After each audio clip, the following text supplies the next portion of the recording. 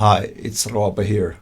I've been super busy lately with our band called Brother Fire Tribe. We were gearing up our new upcoming release, which is coming out on the 25th of April. Everything on our side is now done, and now I got some time to do these videos again, which I'm very happy. I thought in today's video we're not going to checking out any gear deeply. Of course, I'm telling you what is on the signal chain, but in this video the focus is on the playing. A few years back we collaborated with a pilot group who is doing tricks with the plane and riding stuff on the sky with the airplanes, and they asked if we have a song for them which they can use on their live shows, and the keyword for the song was Top Gun, obviously. And luckily we have that kind of song in our store, and we came up a song called Thunder Rising. That was a fun project to do, of course, on our side, because everybody in our band are really huge Top Gun fans, and our music genre fitted perfectly on their needs. Let's talk about the signal chain. First, the guitar.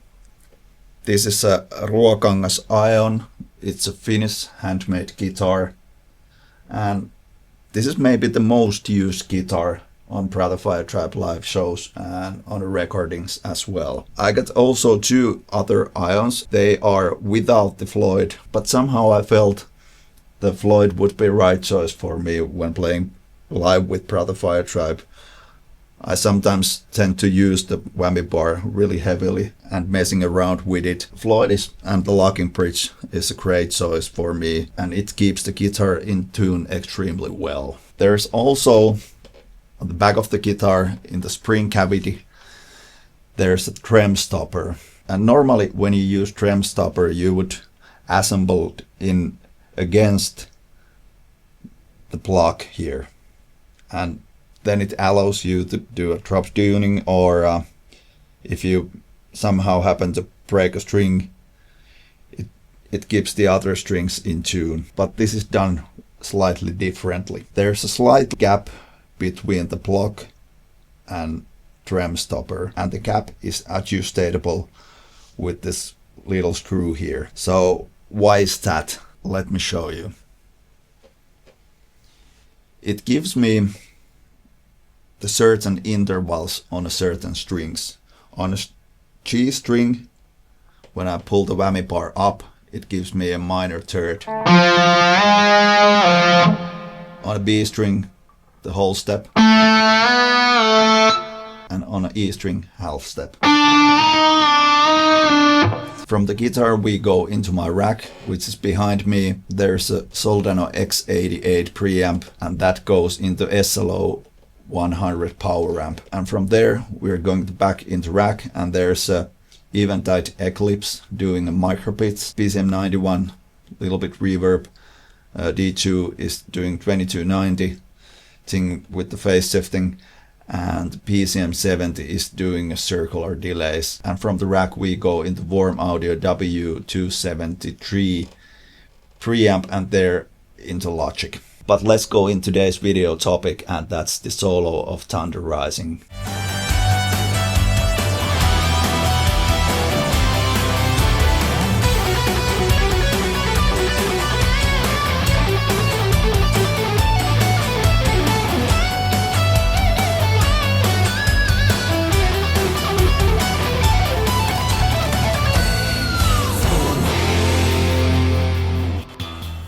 The reason why I'm doing this video is that I wanted to give you some insights what led me wrote this solo like it is. It all started from an idea that I thought in this solo I'm gonna do some cool rhythmic pattern, and the first thing was what the rhythmic pattern would be. I tried many different rhythmic patterns, and you know those days when everything you do sounds like shit in your own opinion.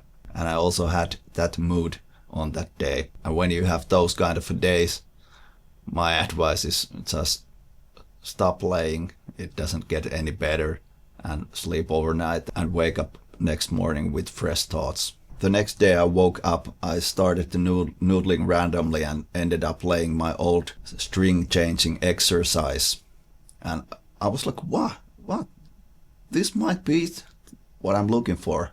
And it was so close that yesterday when I was figuring out what the part would be, I didn't even realize that I can use this practice as well and slightly mod it. And I think that's the key for practicing is that you're doing music. You're not doing practices. You need to play music actually. And this was the string changing exercise what I was doing at the time. It's a basic triplet exercise with 2 strings, 1 note on a B string and 2 notes on a G string. And by the way, this guitar is on a standard D tuning. I play this exercise with alternate picking, so the picking directions changes all the time. And you start with the downstroke and it goes like this. I play slowly.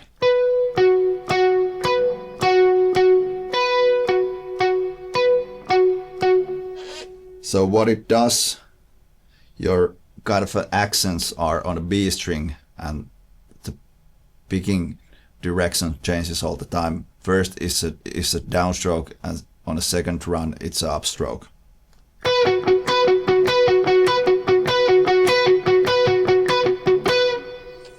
And that was just the basic exercise what I was doing. And then I started evolving it to this kind of the highest note of this pattern, which is, I think it's called the lead line. It's raising note by note from the scale. So it goes like this. I started, no, sounds good, but it needs something more rhythmical and maybe some more better note choices. It would have worked only like this.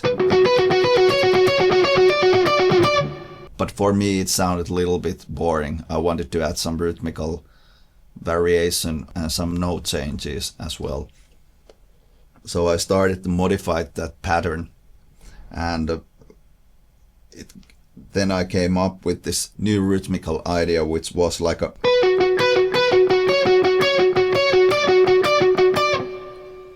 somehow I still felt something were missing, and I wanted to keep that rhythmic pattern. I did some note changes, and instead of playing 2 notes here, I played. So here is the pattern slowly.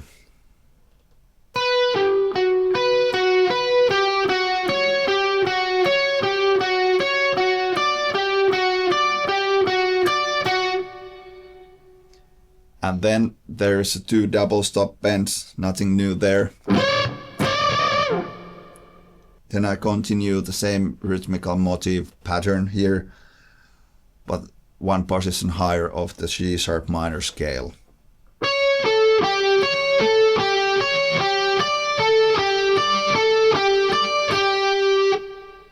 And after that, then there's a sweep picking kind of arpeggio. I play it slowly, it goes like this.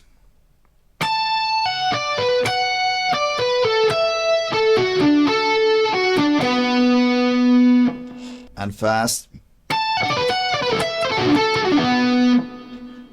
And then there's a little melody line after the sweep picking arpeggio, which goes like this. I play it slowly.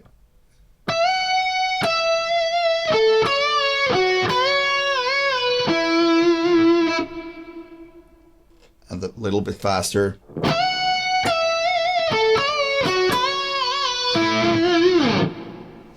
And then after the melodic lines, I wanted to go back to that rhythmic motif that I used earlier, and the phrase goes like this. I play it slowly.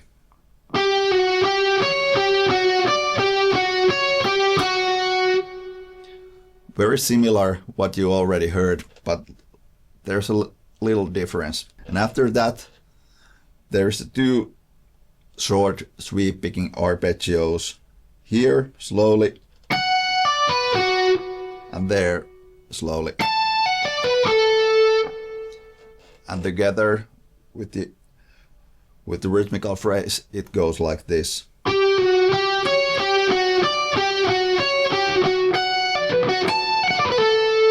And the last thing, while I was doing this solo, the late great Aleksi Laiho passed away, and I wanted to pay a tribute to the guy who got me into shredding, and I put a little lick from the 6-pounder here.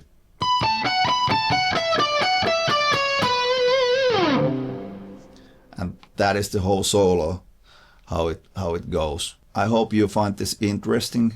I'll put the backing track in the link, and if you have any questions or thoughts, please share those in comments, and I hope I see you soon again. Bye.